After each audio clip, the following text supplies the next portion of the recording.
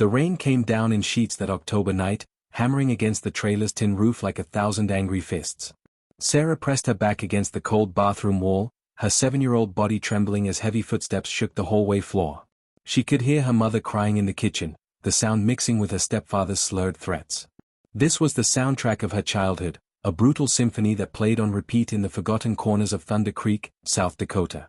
20 years had passed since that night, but Sarah Martinez still woke up gasping for air, still felt her heart racing like she was running from something she could never outpace. At 27, she had escaped the trailer park and built what looked like a decent life from the outside.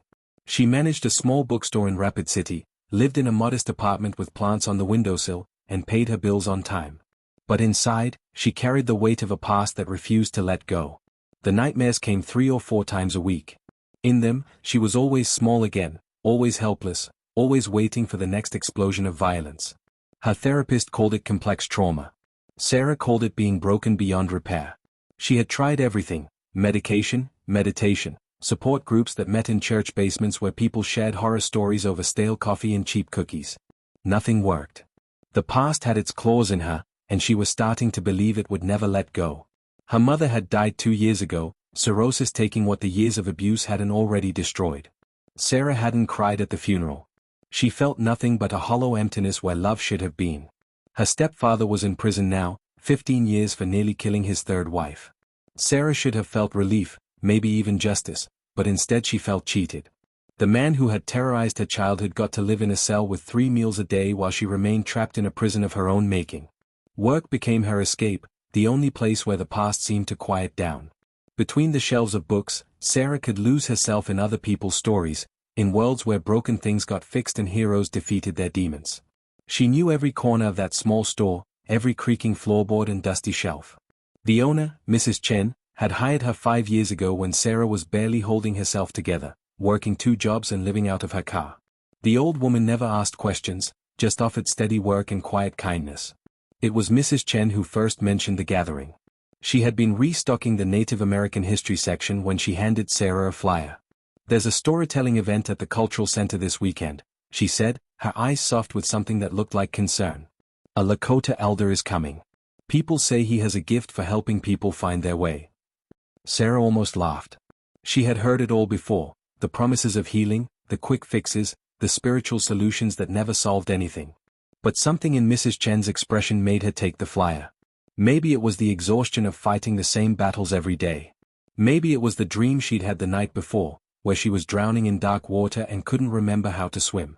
The flyer showed an old man with long silver hair and eyes that seemed to look right through the photograph. "Chief Joseph Running Bear," it said.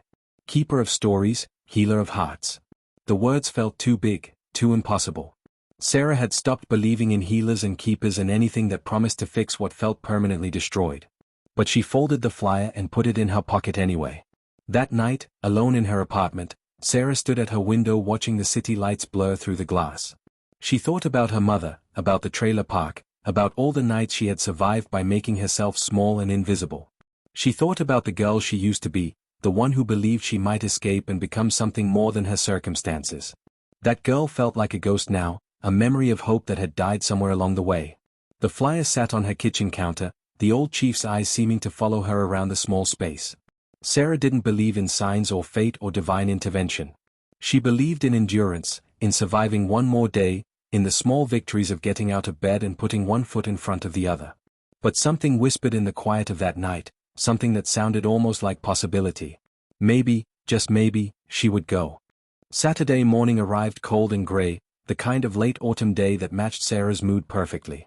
She had changed her mind about going to the cultural center at least a dozen times, making coffee and then forgetting to drink it, putting on her coat and then taking it off again. The rational part of her brain screamed that this was pointless, another dead end in a long line of disappointments. But something deeper, something she didn't have words for, kept pulling her toward the door. The Northern Plains Cultural Center sat on the edge of town, a low building of timber and stone that seemed to grow out of the earth itself. Sarah had driven past it 100 times but never gone inside. As she pulled into the parking lot, she noticed it was already half full. People were streaming through the entrance, a mix of native and non-native faces, young and old, all drawn by whatever reputation this chief running bear had built. Inside, the main hall smelled of sage and cedar, the scent so strong it made Sarah's eyes water. Circular wooden beams supported the high ceiling, and sunlight streamed through windows that faced east. Chairs were arranged in a large circle, no stage or podium separating speaker from audience. Sarah chose a seat near the back, close to the exit, her instinct for escape routes kicking in automatically. She was studying the door when the room suddenly quieted. An old man entered from a side hallway, moving with a grace that seemed impossible for someone who had to be at least 80 years old. Chief Joseph Running Bear wore a simple denim shirt and jeans, his long silver hair braided down his back. But it was his face that stopped Sarah's breath, deeply lined, weathered by decades of sun and wind, yet somehow radiating a peace that seemed to soften the very air around him. He didn't introduce himself or offer credentials. He simply sat down in the circle and began to speak, his voice low and resonant, carrying easily through the room without strain. "I'm going to tell you a story," he said, "about a young woman who believed she was broken beyond repair." Sarah felt her body go rigid. The chief wasn't looking at her, wasn't singling anyone out, but his words landed like stones in her chest. He told a story about a girl raised in violence, who grew into a woman convinced that her past had poisoned her future. He spoke of nightmares that never stopped, of a heart that had forgotten how to trust, of a soul that carried shame like a second skin. Every word felt like it was written specifically for Sarah. She wanted to leave, to run from this exposure, but her legs wouldn't move. Tears started sliding down her face, silent and unwanted. Around the circle, she could hear others crying too, could feel the collective weight of shared pain filling the space. "The Lakota have a saying," Chief Running Bear continued, his eyes now scanning the circle slowly. "Mitakuyero Yasin. It means all my relations. It means we are all connected, all part of the same sacred hoop. Your pain is my pain. Your healing is my healing. What happened to you matters, but it doesn't define who you are or who you can become." He spoke for nearly 2 hours, weaving stories of his own people's suffering with individual tales of transformation. He talked about the boarding schools that had tried to destroy native culture, about children torn from their families, beaten for speaking their language, taught to hate themselves. He spoke of his own grandfather, who had survived wounds that should have killed both body and spirit, yet had lived to be 102, laughing and dancing until his final days. "Survival is not the same as living," the chief said, and Sarah felt those words crack something open inside her chest. "Many of us survive terrible things. We walk around with our hearts still beating, our lungs still breathing, but we're not truly alive. We're ghosts haunting our own lives, waiting for permission to feel joy, to trust, to hope." When he finally stopped speaking, the silence in the room felt sacred, heavy with unspoken recognition. Chief Running Bear stood slowly, and Sarah realized the session was over. People began filing out, some stopping to speak with the chief, others moving in stunned silence toward their cars. Sarah sat frozen in her chair, unable to move. She watched the room empty, watched the chief speak quietly with a young mother holding a sleeping child, watched him embrace an old veteran whose shoulders shook with sobs. And then, impossibly, he was walking toward her. "You've been carrying that weight for a long time," he said, sitting down in the chair beside her. It wasn't a question. Sarah couldn't speak. Her throat had closed around words that felt too big and too dangerous to release. The chief didn't seem to need a response. He simply sat with her, his presence solid and calm, asking nothing, offering everything. "I don't know how to stop hurting," Sarah finally whispered, her voice breaking. "I've tried everything." The old chief smiled, and something in that smile held a lifetime of understanding. "Then maybe it's time to stop trying to stop hurting, and start learning to live alongside it. Pain doesn't have to be a prison. Sometimes it's just a teacher we haven't learned to listen to yet." He reached into his pocket and pulled out a small leather pouch. "Come to my home tomorrow," he said, pressing it into her palm. "There's work to be done, and I think you're ready for it, even if you don't believe that yet." Sarah spent that night clutching the leather pouch Chief Running Bear had given her, unable to sleep, unable to think about anything except his invitation. Inside the pouch was a smooth stone, warm to the touch despite the cold night air seeping through her apartment windows. She had no idea why she trusted this old man she just met, why his words had reached places inside her that years of therapy hadn't touched. All she knew was that something had shifted, some locked door had cracked open just enough to let in a sliver of light. The address he'd written on a small card led her out of Rapid City, into the rolling hills where houses became sparse and the land opened up into vast stretches of prairie grass. Sarah's hands trembled on the steering wheel as she drove, her mind cycling through 1,000 reasons to turn back. What was she doing, driving out to a stranger's home based on nothing but a feeling she couldn't name? But her foot stayed steady on the gas pedal, carrying her forward despite her fear. Chief Running Bear's home sat at the end of a long dirt road, a modest ranch house surrounded by cottonwood trees that had shed most of their golden leaves. Smoke rose from a chimney, and as Sarah parked, she could see the chief standing on the porch, waiting, as if he'd known exactly when she would arrive. "Come," he said simply, holding the door open. "We have much to talk about." Inside, the house felt alive with stories. Every wall held photographs, paintings, and artifacts that seemed to pulse with history. Sarah saw images of warriors on horseback, women in traditional dress, children with eyes that held both sorrow and defiance. A buffalo skull rested on the mantel, decorated with painted symbols she didn't recognize. The air smelled of coffee and something sweet baking in the oven. The chief led her to a kitchen table scarred with decades of use. He poured 2 cups of coffee without asking if she wanted any, then sat down across from her with the patience of someone who had all the time in the world. For a long moment, he just looked at her, and Sarah felt seen in a way that was both terrifying and strangely comforting. "Tell me about the worst night," he said finally. "The one that still wakes you up screaming." Sarah's first instinct was to lie, to deflect, to protect herself the way she always had. But something about the chief's steady gaze made deception feel impossible. So she told him. She told him about the night her stepfather had broken 3 of her ribs when she was 9, about lying on the bathroom floor wondering if she was going to die, about her mother's silence being somehow worse than the violence itself. The words came out in a flood she couldn't control, 20 years of stored pain pouring across that kitchen table. She told him about the foster homes that followed, about the social workers who meant well but couldn't fix anything, about learning to make herself invisible because visibility meant danger. She told him about the relationships she'd sabotaged because trust felt like a language she'd never learned to speak, about the good men she'd pushed away because some broken part of her believed she deserved to suffer. Chief Running Bear listened without interrupting, without offering platitudes or empty comfort. He just listened, his presence steady as a mountain, his eyes holding hers with an intensity that made her feel like every word mattered, like her story had weight and meaning beyond the shame she'd attached to it.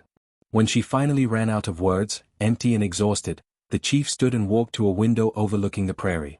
"My grandfather used to say that stories are living things," he said, his voice quiet but clear. "They grow inside us, shape us, become part of our bones and blood. The question isn't whether we have stories of pain. We all do. The question is whether we let those stories write our future, or whether we learn to write new stories that honor the past without being imprisoned by it." He turned back to face her. "You've been telling yourself the same story for 20 years. The story of a broken girl who survived terrible things and will never be whole. That story is true, Sarah. But it's not the only truth. There are other stories living inside you, waiting to be told." Sarah felt anger flash through her, hot and defensive. "You don't understand. You can't just think positive thoughts and make trauma disappear. That's not how it works." The chief's expression didn't change. "You're right.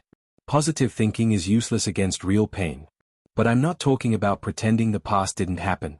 I'm talking about understanding that you are more than what was done to you. You are also every moment you chose to keep living. Every morning you got out of bed when staying down would have been easier. Every kindness you showed despite having so little kindness shown to you. Those stories matter too."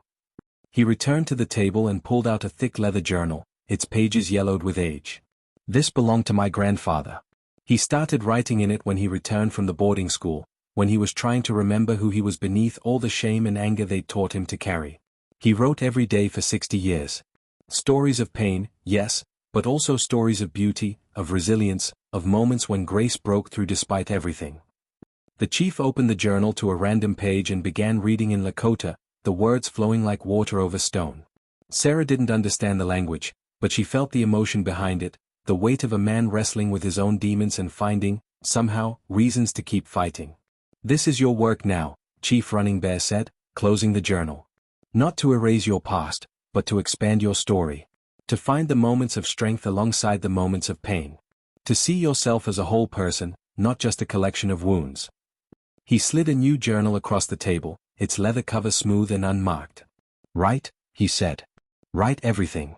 The ugly and the beautiful. The shameful and the sacred. Let it all out onto these pages. And when you're done, we'll talk about what comes next." Sarah stared at the blank journal, feeling the weight of the task he was asking of her. "I don't know if I can do this." The chief smiled, and this time Sarah saw something fierce in that smile, something that had survived its own fires and come out stronger. You've already done harder things than this. You've survived when survival seemed impossible. Writing is easy compared to that. 3 weeks passed, and Sarah filled the journal with words that felt like they were being torn from her chest. She wrote in the early mornings before work, in the late nights when sleep wouldn't come, during lunch breaks when the bookstore was quiet. She wrote about her mother's hollow eyes, about the way violence had a smell she could never forget, about the foster father who had been kind but couldn't bridge the distance her trauma had created. She wrote about the time she tried to kill herself at 16, swallowing pills in a motel bathroom before calling for help at the last moment, terrified and relieved in equal measure. But she also wrote, as the chief had instructed, about other things. The social worker named Rita who had fought for her when no one else would.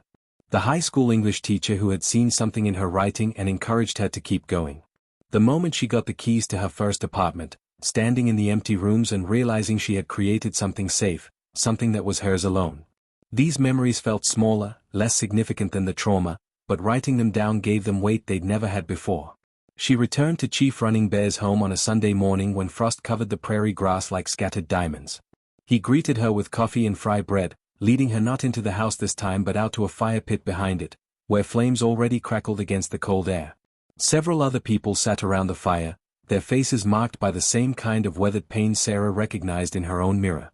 "This is a talking circle," the chief explained, gesturing for Sarah to sit. "A sacred space where stories are shared and held with respect. You don't have to speak if you're not ready, but if you choose to share, know that you are among people who understand." One by one, the others spoke. A middle-aged man named Marcus talked about his son's death in Afghanistan, about the guilt of surviving when his child hadn't. A young woman named Elena described the sexual assault that had shattered her sense of safety, the years of reclaiming her body and her voice. An older woman named Grace spoke about her childhood in a boarding school, about having her language beaten out of her and spending decades trying to remember who she was supposed to be. Each story landed like a stone in still water, ripples spreading through the circle, connecting them in their shared humanity and pain. Sarah felt something loosening in her chest, some tight knot of isolation beginning to unravel. She wasn't alone in this. She had never been alone, even when it felt like she was the only person in the world carrying such heavy darkness. When her turn came, Sarah's voice shook as she read from her journal, sharing pieces of her story with these strangers who somehow didn't feel like strangers at all. She read about the bathroom floor and the broken ribs, but she also read about the morning she'd helped Mrs. Chen arrange a new bookshelf, finding unexpected joy in the simple act of organizing stories. She read about the nightmares, but also about the one good dream she'd had recently, where her younger self sat with her current self, and instead of crying, the little girl smiled. Chief Running Bear listened with his eyes closed, his weathered face peaceful in the firelight. When Sarah finished, he opened his eyes and nodded slowly, as if she'd said something profound, though to her it had just felt like the messy truth of a messy life. "Now comes the hard part," the chief said, standing and walking to a small wooden box beside the fire. He opened it and pulled out several smooth river stones, handing one to each person in the circle. "These stones represent the wounds you carry, the pain that has shaped you. Hold them. Feel their weight. Remember what it's like to carry something heavy." Sarah held the stone, its cold surface warming in her palm. It felt impossibly heavy for something so small. "Now," the chief continued, "I want you to think about what you would need to let go of that weight. Not forget it, not pretend it didn't happen, but release its power to define your every moment. What would that look like? What would that feel like?" The question hung in the air, enormous and impossible. Sarah thought about her nightmares, her inability to trust, her conviction that she was fundamentally damaged. Could she let go of those things? They had been with her so long they felt like essential parts of who she was. Without them, who would she be? "You would be yourself," Chief Running Bear said, and Sarah realized she'd spoken the question aloud. "Your true self, not the self that trauma created. That person is still there, Sarah. Buried, maybe, but not gone. Not destroyed." He picked up a drum and began to beat a slow, steady rhythm. In Lakota tradition, we have a ceremony called the releasing of the spirit. It's meant to help the dead move on, but it works for the living too. Sometimes we need to release the spirits of who we used to be, the identities we built around our pain, so that new growth can happen. The drumbeat filled the air, primal and insistent. Sarah felt it in her chest, in her bones, sinking with her heartbeat until she couldn't tell where the drum ended and her own pulse began. The chief began to sing in Lakota, his voice rising and falling with the rhythm, and others in the circle joined in, some knowing the words, others just humming the melody. "When you're ready," the chief said, "throw your stone into the fire. It won't burn, but the heat will transform it. Just as fire transforms everything it touches. Just as you can be transformed if you allow it." One by one, people stood and threw their stones into the flames. Sarah watched the stones disappear into the fire's heart, heard them crack and pop in the heat. Her hand tightened around her own stone. Could she do this? Could she release the identity she'd built around being broken, being damaged, being beyond repair? Marcus stood beside her suddenly, his hand gentle on her shoulder. "It doesn't mean forgetting," he said quietly. "It doesn't mean it didn't matter. It just means you get to decide what happens next." Sarah stood on shaking legs and walked to the edge of the fire. The heat washed over her face, intense and cleansing. She looked at the stone in her hand, thought about everything it represented, every night of fear and every day of just barely surviving. Then she thought about the bookstore, about the plants on her windowsill that she kept alive, about the journal now full of her words, about the possibility that maybe, just maybe, there was more to her story than pain. She threw the stone into the fire and felt something break open inside her chest, something that had been locked tight for 20 years suddenly cracking wide. She gasped, tears streaming down her face, and felt arms around her, the other circle members holding her up as she sobbed, finally, for everything she'd survived and everything she'd lost.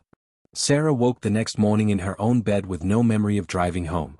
She'd cried herself into exhaustion by the fire, and somehow Elena and Grace had gotten her back to her apartment, tucked her in like a child, left water and aspirin on her nightstand. She lay there staring at the ceiling, waiting for the familiar weight of dread to settle over her chest, but something was different. The weight was still there, but it had shifted somehow, become less crushing, more bearable. She could breathe around it now. The journal sat on her bedside table, and Sarah reached for it without thinking, opening to a blank page. She began to write, not about the past this time but about the present moment, about waking up and noticing the way morning light slanted through her curtains, about the small miracle of feeling something other than numb or terrified. The words came easier now, like a muscle she'd been exercising, growing stronger with use. She went to work that day and found herself actually present for the first time in memory. When Mrs. Chen asked how she was doing, Sarah didn't deflect with a quick "fine," but actually considered the question, actually offered a real answer. "I'm working on some things," she said. "It's hard, but I think it might be helping." Mrs. Chen smiled, her eyes crinkling with warmth. "I knew that Chief would be good for you. He has a gift for seeing people, really seeing them." Over the following weeks, Sarah returned to the talking circle every Sunday. She listened to others' stories and shared more of her own, each telling making the weight a little lighter, a little easier to carry. Chief Running Bear assigned her tasks between meetings, instructions that seemed simple but required deep work. Visit a place from your childhood. Write a letter to your younger self. Find one moment of beauty every day and record it. Make something with your hands. The tasks forced Sarah to engage with her life in new ways. She drove back to Thunder Creek for the first time in a decade, stood outside the trailer park where she'd grown up, and instead of feeling only fear and shame, she felt something else too. Survival. Strength. The recognition that the little girl who had endured that place had possessed a fierce will to live that nothing had managed to destroy. She wrote the letter to her younger self in the middle of the night, tears streaming down her face as she told that frightened child that she would survive, that she would build a life, that the pain wouldn't last forever even if it felt like it would. She promised that little girl that someday she would sit in a small apartment with plants on the windowsill and feel something close to peace, that she would have people who cared about her, that she would matter to the world in ways she couldn't yet imagine. Finding daily beauty proved harder than Sarah expected. She'd spent so long focused on survival that she'd stopped noticing the world around her. But she forced herself to look. The way frost formed patterns on her car windshield. The sound of Mrs. Chen laughing at something a customer said. The taste of coffee on a cold morning. The unexpected kindness of a stranger holding a door. Small things, insignificant things, but writing them down gave them weight, made them real. The handwork assignment led her to a pottery class at the community center. She'd never been artistic, never believed she could create anything beautiful, but something about working with clay felt right. The process of shaping something from nothing, of seeing her own hands transform formless mud into vessels that could hold things, became a kind of meditation. Her first bowls were lopsided and crude, but she kept them anyway, proof that imperfect things could still have value. 3 months after that first talking circle, Chief Running Bear invited Sarah to his home for a private conversation. She found him in his workshop behind the house, carving a piece of cedar that was slowly becoming an eagle. Wood shavings covered the floor, and the smell of cedar filled the air, sharp and clean. "Sit," he said, not looking up from his carving. "Tell me what's different now." Sarah thought about the question, really thought about it. "The nightmares haven't stopped," she said honestly. "They're less frequent, maybe, but they're still there. The trauma is still there. But it feels like it's not the only thing anymore. Like there's room for other things now too." The chief smiled, his knife moving in sure, practiced strokes. "Good. Anyone who promises to erase your past is selling lies. The work isn't about erasing. It's about expanding. Making your life big enough to hold both the pain and the joy, the past and the future." He set down the carving and looked at her directly. "You came to me looking for healing, but healing isn't a destination, Sarah. It's a practice. Some days you'll do it well, some days you'll struggle, but the practice itself is what matters. You keep showing up. You keep doing the work.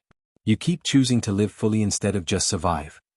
Sarah felt tears prick her eyes but didn't fight them. Crying didn't feel like weakness anymore. It felt like honesty. "I don't know how to thank you. You've given me something I didn't think was possible." The chief shook his head. "I didn't give you anything you didn't already have. I just helped you remember what was there all along. The strength, the resilience, the capacity for joy despite everything. Those were always yours. You survived when survival seemed impossible.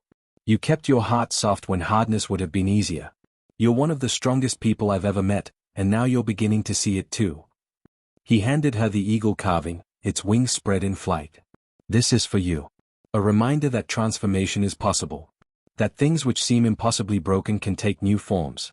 That you can rise above what tried to destroy you." Sarah held the carving, feeling its weight, its smooth lines, the care that had gone into creating it. She thought about the talking circle, about the journal now full of her words, about the pottery class and the daily practice of finding beauty.